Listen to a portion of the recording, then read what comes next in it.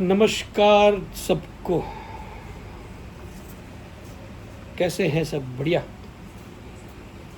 आज दरअसल एक ऐसा टॉपिक मैं डिस्कस करना चाह रहा था जो यूजुअली बहुत अभी मतलब मिसलीड हुआ है जनरेशन के अंदर। वो स्वैग एटीट्यूड के भाई फ्लेक्सिंग करना, जो अभी हमारी बिरादरी वाले यूट्यूब वाले इन्होंने इतना मतलब क्रेज़ खड़ा किया है फ्लेक्सिंग करने का कि जो आदमी यूट्यूब चैनल नहीं चला रहा है उसको भी फ्लेक्सिंग करनी है। गाड़ी छुड़ाता है, पर्दे खींचने, उसकी रील बनवानी है। यहाँ तक कि मैंने सुना है लोग वो रील बनवाने के 10-10, 15-15 हज़ार रुपये देते हैं और खाली अपने रिश्तेदारों को दिखाने के लिए वो रील बनाते हैं ताकि वो सोशल मीडिया अपने जो भी पेजेस हो उस पर वो अपलोड कर सके, जबकि इसकी कोई ज़रूरत होती नहीं है। यूट्यूबर करता है क्योंकि वो कंटेंट है उसके लिए।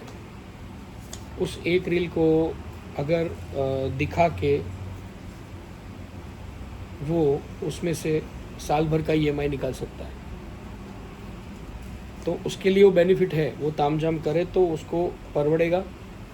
अच्छा, उसका शूटिंग वो जो है वो खुद करने वाला है या उसकी टीम करेगी, तो उसको किसी को हायर नहीं करना है, कोई एक्स्ट्रा पैसा नहीं देना है। और वो फ्लैक्सिंग उसका बिजनेस है, पर उसको देख के ये चलन आ चुका है। सेम कॉन्सेप्ट लोग रिपीट करते हैं। हालांकि कहीं ना कहीं सबको ये भी होता है कि हमारी भी रील वायरल हो जाए, हम भी यूट्यूबर बन जाए या हम भी कहीं इंस्टाग्राम पे छा जाए, पर दरअसल उसके पीछे बड़ी मेहनत होती है वो बंदे की। ऐसे ही रीलें वायरल होती तो सारे ही फेमस हो जाते हैं, इस तरह से नहीं होता।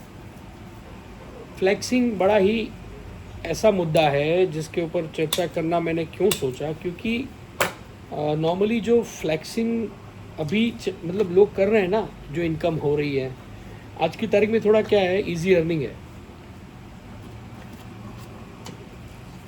एक सर्टेन अमाउंट जो पहले एक टैबू थी, मतलब इतना कमाता है क्या कोई, और आज की तारीख में बहुत ही नॉर्मल है। हर दूसरे घर में एक 50,000 लाख प्लस की इनकम है। हस्बैंड वाइफ अगर दोनों जॉब कर रहे हैं तो उतना सैलरी आ जाता है। पहले वो एक मतलब रेयर था कि भाई इतना पैसा कमाना हर किसी के बस का नहीं था, क्योंकि उस टाइम पे पहले के ज़माने में सिंगल पर्सन अर्निंग कॉन्सेप्ट था। अभी मल्टीपर्पस अर्निंग कॉन्सेप्ट है। अब हुआ क्या है कि वो जो इनकम आई और उसके रहते रहते लाइफस्टाइल लोगों ने एक्सपेंसिव कर दिया। वो एक्सपेंसिव के चक्कर में हुआ ये है कि अभी तो क्या है, इनकम चालू है, बढ़िया चल रहा है, ठीक है, गाड़ियाँ छुड़ा ली 15-15, 20-20 लाख वाली, फैंसी वैकेशंस, फॉरेन वैकेशंस। तो उन सब चीज़ों को करने के चक्कर में फ्यूचर प्लानिंग में कॉम्प्रोमाइज़ हो रहा है ये जनरेशन में। कॉम्प्रोमाइज़ किस तरह से कि भाई थोड़ा बहुत इन्वेस्टमेंट करते हैं, ठीक है, पर जो एक्सेसिव फंड अगर वो स्पेयर करके नेक्स्ट जनरेशन को दे सकते थे वो नहीं दे पा रहे हैं। कोई एक्स्ट्रा घर दूसरा लेके उसको रेंट पे चढ़ाना, ऐसा कोई कंसेप्ट जो पहले वाले करते थे बुजुर्ग अपने, वो नहीं कर पा रहे क्योंकि खर्चे इतने हैं कि कुछ बचता ही नहीं है। फर्नीचर लैविश चाहिए सबको, 3 BHK चाहिए, 4 BHK चाहिए रहने के लिए, फुली लोडेड इक्विप्ड कार चाहिए, SUV चाहिए। कॉम्प्रोमाइज़ एडजस्टमेंट कोई नहीं कर पा रहा है। अब दिक्कत क्या हो गई पता है? दिक्कत ये हो गई है कि भाई इसी चक्कर में लेवरेज हो रहा है, फ्लैक्स के चक्कर में। बाजू वाला लेके आया या बाजू वाला आपका पड़ोसी या कोई जो है वो तरक्की कर रहा है तो वो सहन नहीं कर पाते। ये मैंने देखा है। और सच्ची बताऊँ, मेरी लाइफ के कैरियर में मैंने बहुत करोड़पति से मिला हूँ। एक टाइम था जब I was in a peak in a business, तो मेरी बैठक उठक उन्हीं के साथ होती थी। तो सारे स्किल किए हुए बंदे थे जिन्होंने अच्छा खासा व्यापार बढ़ाया हुआ है, सालों से पैसा कमा रहे हैं, अच्छा खासा पैसा है, प्रॉपर्टियां हैं, रेंट की इनकम है, दूसरी इनकम है, पैसिव इनकम है, बहुत कुछ। तो मैंने ये चीज़ देखी है उन लोगों में कि भाई जिसके पास पैसा है वो फ्लेक्स नहीं करता है, वो दिखावा नहीं करता है। मतलब मैं ताज्जुब हूँ, मैंने ऐसे ऐसे लोग देखे हैं कि जो हर महीने की एक फॉर्च्यूनर छुड़ा सकते हैं इजीली हाँ। और वो बंदा एसेंट में घूम रहा है। अब सोचो, मतलब उसको फॉर्च्यूनर लेने में लोन भी नहीं करानी पड़ेगी, फिर भी वो एसेंट में घूम रहा है। उसके कपड़े आप देखो, बहुत ही सिंपल, नॉट और ब्रांडेड होते हैं, but simple formal, decent shirt, normal shoes of pair, decent जो एक प्रॉपर एक घड़ी है, तो वो एक ब्रांडेड घड़ी है, पर वही मैं देख रहा हूँ 10 साल से वही घड़ी पहनी है। और एम्पायर कम से कम करोड़ों रुपए का है। तो ये गुण जो है, सादगी, ये बड़ा महत्वपूर्ण गुण है और इसको जीवन में उतारना ज़रूरी है। क्योंकि संपत्ति जो है ना, वेल्थ, वो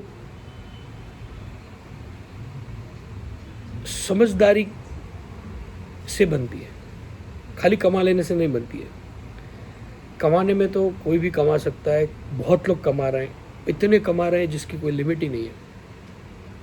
पर उसको अगर आप संजो के रखते हो, उसको सही तरह से इस्तेमाल करते हो, उसको मतलब उस स्टेज पे आप जाके यूज़ करो कि अगर आपके जेब में 50 लाख पड़े हैं तो उसका आपको गुमान नहीं है, पर उसका सही तरह से इस्तेमाल कैसे करना है वो आपको बखूबी पता है। और वो पैसा यूटिलिटी बेस पे यूज़ होगा, ना कि दिखावे या किसी के सामने कोई खुद को बड़ा बताने के लिए नहीं। ये देखो, मैं कोई ज्ञान बांटने नहीं आया हूँ, किसी को मैं समझाने की मेरी जिम्मेदारी नहीं है, और ना मैं किसी को समझाने के लिए, मतलब मैं कह सकता हूँ, हर किसी की अपनी अपनी ज़िंदगी है। पर मैं जिस तरह से देख रहा हूँ, जिस हिसाब से जो लोगों का आज की तारीख में रवैया है ज़िंदगी जीने का, नो सेविंग ओनली स्पेंडिंग, और देखा देखी में चल रहा है जीवन। मतलब लाख रुपए की सैलरी है तो उसमें से 80,000 70,000 के EMI जा रहे हैं।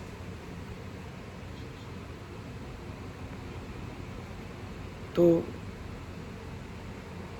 काफ़ी ऐसी चीज़ें मैंने देखी, काफ़ी ऐसी चीज़ें, मतलब आदमी नहीं पहुंच पा रहा है फिर भी घिस रहा है, EMI कराएगा, कार्ड घिसेगा, फलाना करेगा, ठिकाना करेगा। होता क्या है कि जो फ्यूचर इनकम है उसको कॉम्प्रोमाइज़ कर रहा है बंदा, और फ्यूचर इनकम कॉम्प्रोमाइज़ हुई मतलब तुम जो आगे के 2 लाख 5 लाख 10 लाख कमाने वाले हो, वो तुमने अभी किसी से गिरवी लेके वो खर्च कर दिया। अब होगा क्या? होगा ये कि भाई अगर तुम्हारे पास वो 5-10 लाख रुपए नहीं भी आएंगे तो तुमको कहीं से भी लाना पड़ेगा चुकाने के लिए।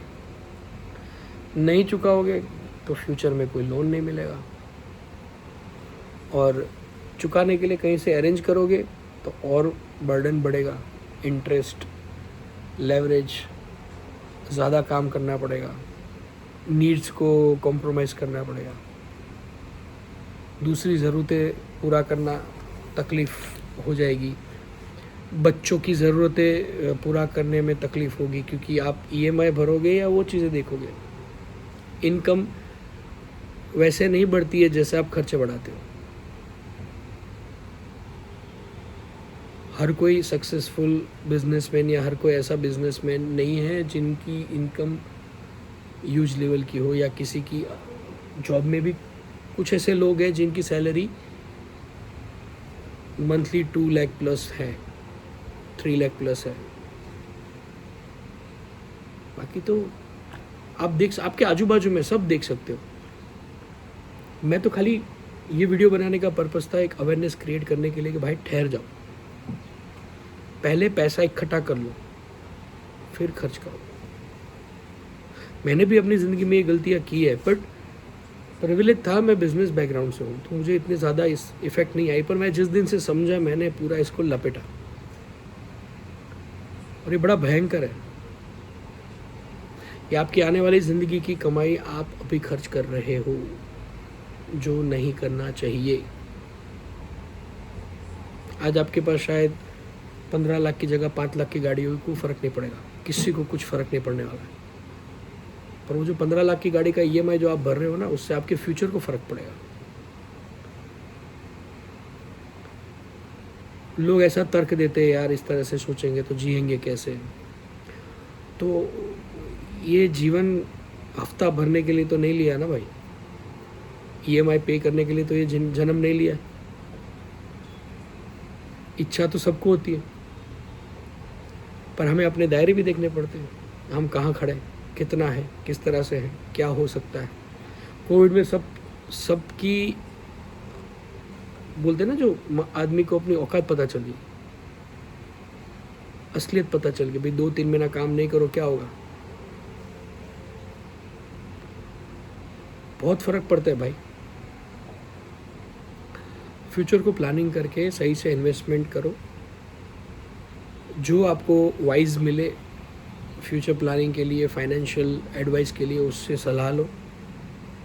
और पैसों को ऐसी जगह लगाओ कि आपकी एक सर्टेन एज 40-45 के बाद वो पैसा आपको कमा के दे। ये मेरी समझ कहती है। मैं अपने बच्चों को यही सिखा रहा हूँ आज की तारीख। मेरा बच्चा इतना बड़ा नहीं है, पर मैं उसको फुल्ली नॉलेज दे रहा हूँ।